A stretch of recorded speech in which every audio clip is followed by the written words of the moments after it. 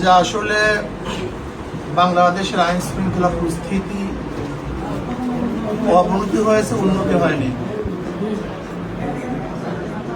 যেই খুনি সে কিন্তু প্রথমেই খুন করে নাই বা এই প্রথমে অপরাধী সে নয়, এর আগেও সে অনেক অপরাধ করেছে এবং চিহ্নিত সে গুন্ডা, চিহ্নিত মাস্তান।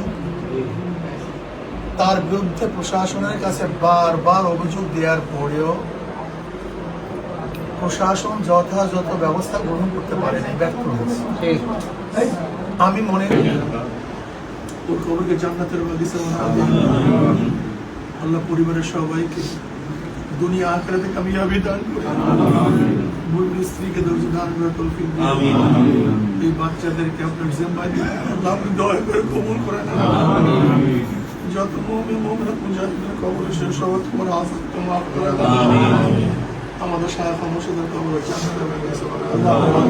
আমাদের সব তামাম দুনিয়ার মাশায়েখ